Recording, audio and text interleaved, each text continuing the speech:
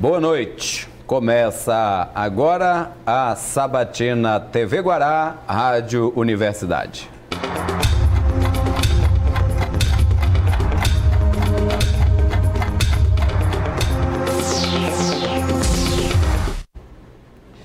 Informamos aos amigos telespectadores que protocolamos no Tribunal Regional Eleitoral as regras da Sabatina, que foram discutidas e aprovadas em reunião com os representantes dos candidatos e partidos. Essas regras são bem simples. São 3 blocos de 17 minutos para cada candidato.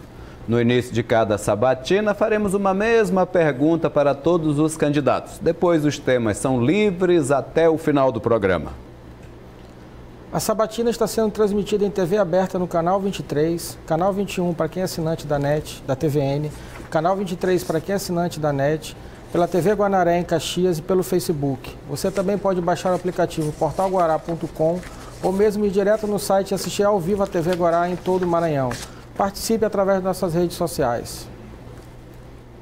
A ordem das sabatinas foi definida por sorteio na presença de todos os representantes.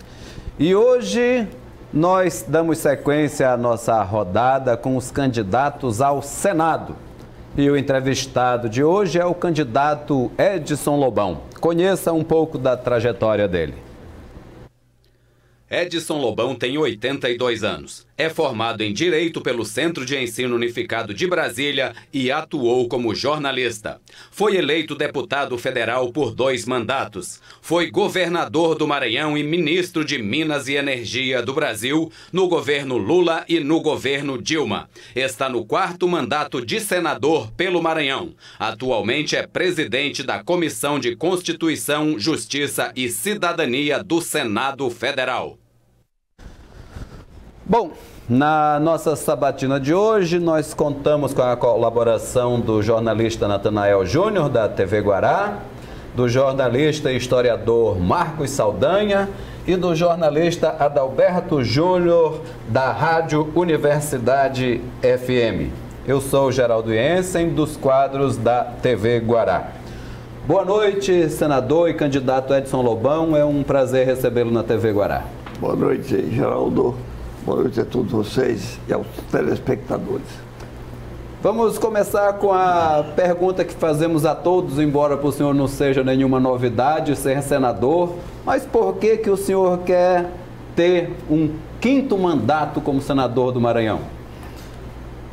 Geraldo, deixe-me dizer a você, o Senado se compõe de 81 representantes dos estados. Ali estão ex-presidentes, ex-ministros de Estado, ex-governadores, ex-deputados. É uma casa de políticos experientes. Portanto, começa que nenhum brasileiro pode ser candidato ao Senado sem atingir primeiro a idade de 35 anos, o que já é denotativo de certos cuidados em relação aos nomes que se apresentam ao Senado Federal. O deputado pode ser deputado com 21 anos. O Senado faz tudo quanto a Câmara realiza e muito mais. É o Senado que, com exclusividade, sabatina os membros do Supremo Tribunal Federal, os juízes, os ministros dos tribunais superiores, o Procurador-Geral da República e tantas outras autoridades como diretor de agência, diretor do Banco Central, embaixadores. O Senado tem a capacidade legal de rejeitar a indicação de embaixador ou de um ministro do Supremo Tribunal Federal. É ainda o Senado que julga o presidente da República.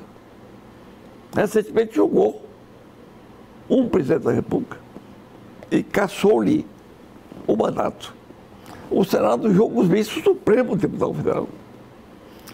Então, é uma casa de homens experientes. Eu hoje, como se disse no início dessa entrevista, sou possuidor de 2 mandatos de deputado federal, 1 de governador e 4 de senador da República. Eu sou decano no Senado Federal. Acho que acumulei uma carga de experiência significativa ao longo desses anos. São 40 anos de vida pública.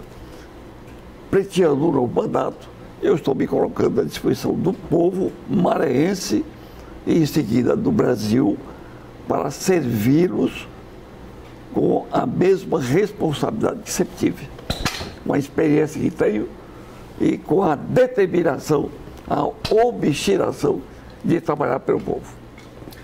Candidato, o senhor destacou aí a sua experiência como senador, e é indiscutível que para um cargo de Senado isso pesa muito, e é indiscutível também que o senhor tem um trabalho prestado imenso. Eu vejo os seus projetos, as suas proposições, são contribuições das mais variadas, e isso ninguém discute. Mas tem um fato que pesa muito também, que é o fato do senhor já ter 82 anos de idade. O mandato de senador, ele é de 8 anos. Então, o senhor indo para o 5º mandato, o senhor terminaria um mandato com 90 anos. E ainda mais num tempo que se fala muito em renovação, o senhor vai para o 5º mandato de cada mandato desse de 8 anos. E aí tem a história do suplente do Senado, que é o seu filho, que poderia assumir o mandato no seu lugar. Como é que o senhor convence o eleitor de que ainda assim vale a pena manter o senhor no Senado? Recentemente foi feita uma pesquisa entre maranhenses a respeito da experiência na vida pública.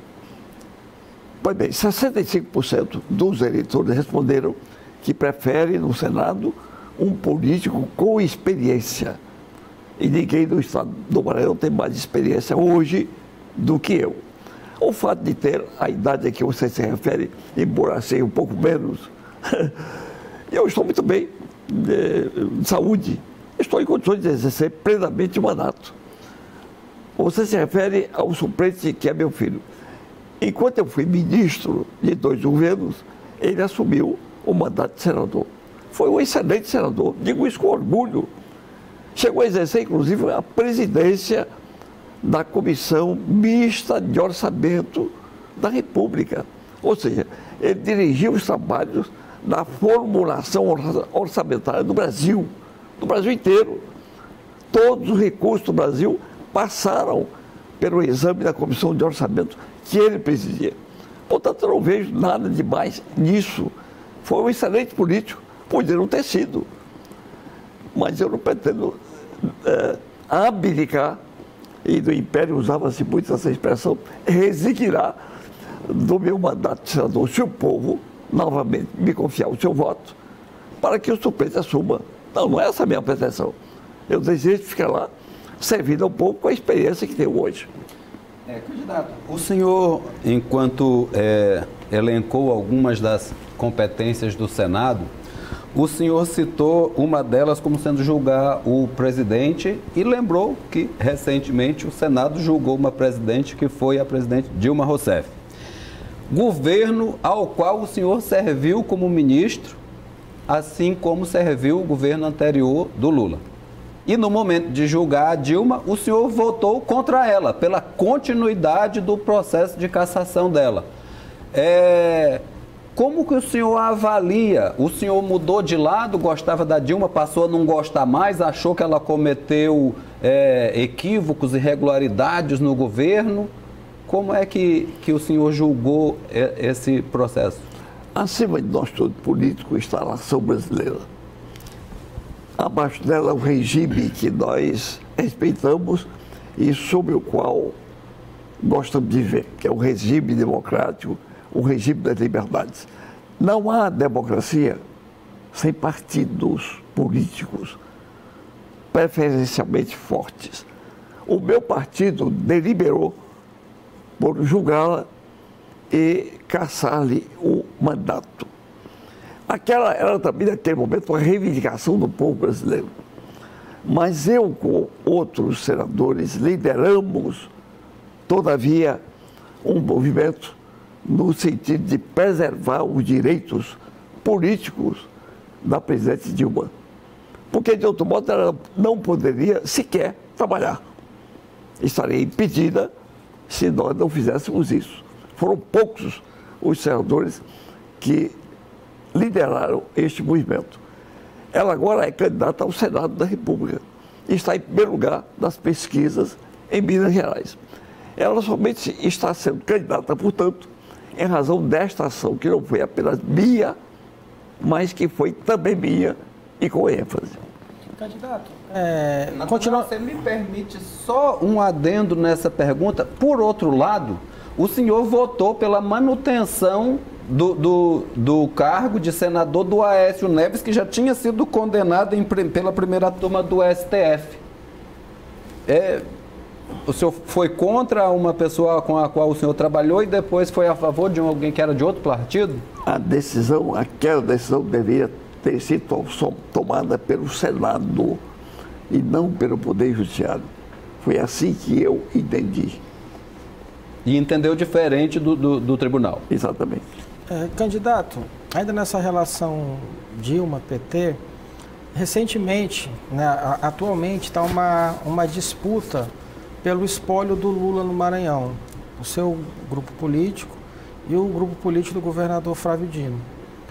O senhor votou contra a presidenta Dilma na época.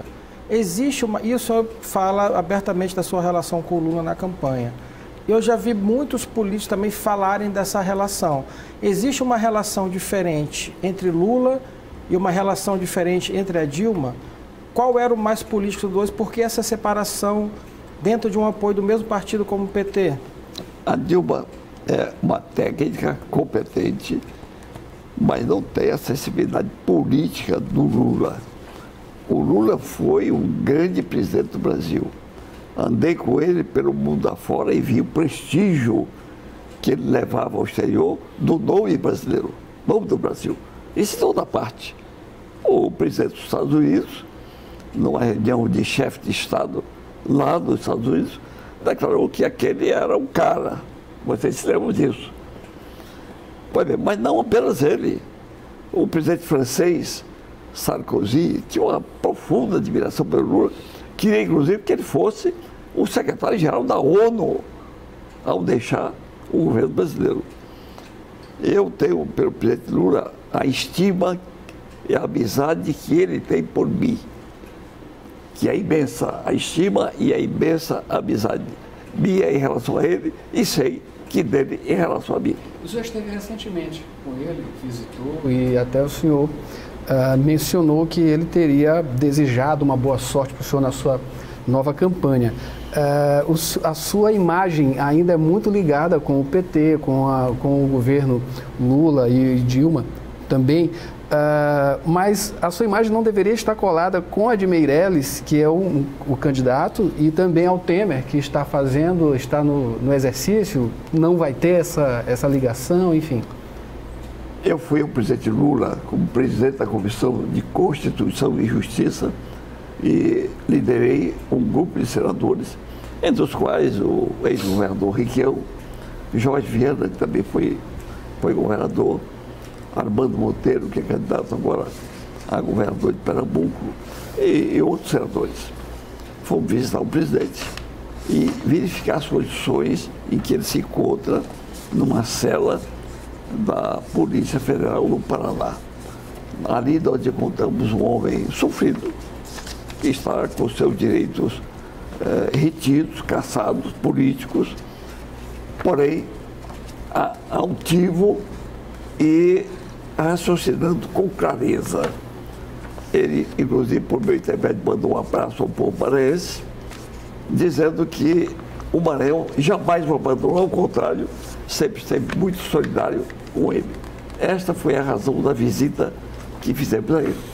O senhor considera a prisão dele justa? Como é que o senhor vê esse momento político que se encontra? Hoje, por exemplo, o Jair Bolsonaro foi esfaqueado, o presidente Lula, o ex-presidente está preso. Como é que o senhor vê esse cenário aí de segurança jurídica, política, que a gente vive agora? Numa democracia, nós temos que obedecer às decisões do Poder Judiciário, e elas estão sendo obedecidas. Mas eu não considero justa a condenação do presidente Lula. O que a Constituição fala e as demais leis são apenas secundárias em relação a ela, é que se deve respeitar a condenação através da última instância do Poder Judiciário. A última instância é o Supremo Tribunal Federal e não o Tribunal de Segundo Grau.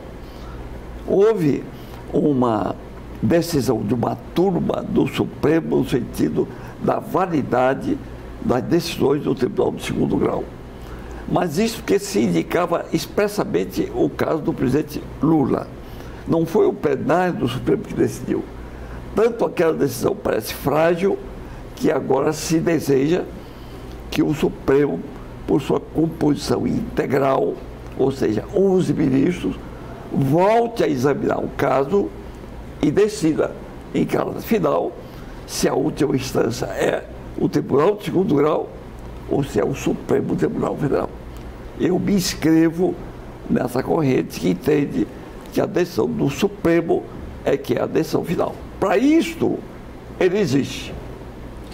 Mas e essa questão, candidato, de que quando existem essas possibilidades quase intermináveis, um dos exemplos é Maluf, eu não sei qual que é a sua relação com o Maluf, mas ele levou mais de 20 anos para ser condenado e porque com acesso a grandes advogados, como todos têm, quem tem dinheiro, e no outro lado o povo, a população acaba, o cara entra, às vezes está na prisão sem sequer ter sido passado pela frente de um juiz.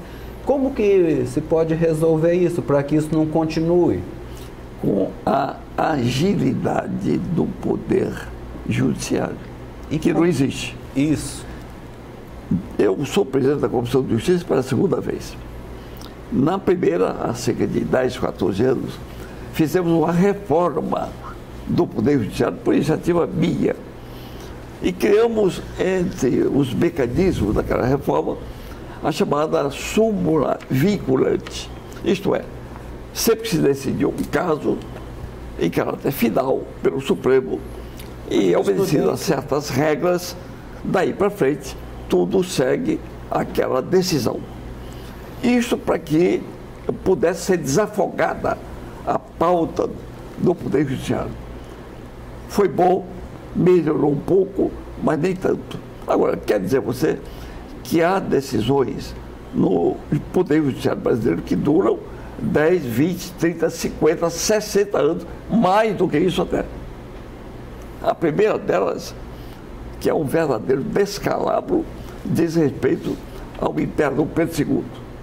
O Pedro II, com a proclamação da República, foi posto para fora do Brasil e, ao sair, ele deixou a proclamação com o advogado reclamando que o prédio em que ele morava, a residência dele, era pessoalmente dele e não do Império. Isso levou 100 anos para ser decidido no Poder Judiciário. Portanto, isso é uma falha do Poder Judiciário que diz respeito a todos e não a alguns casos, como você menciona. Nós vamos fazer agora o nosso primeiro intervalo e voltamos em seguida com a continuação da entrevista com o candidato ao Senado, Edson Lobão.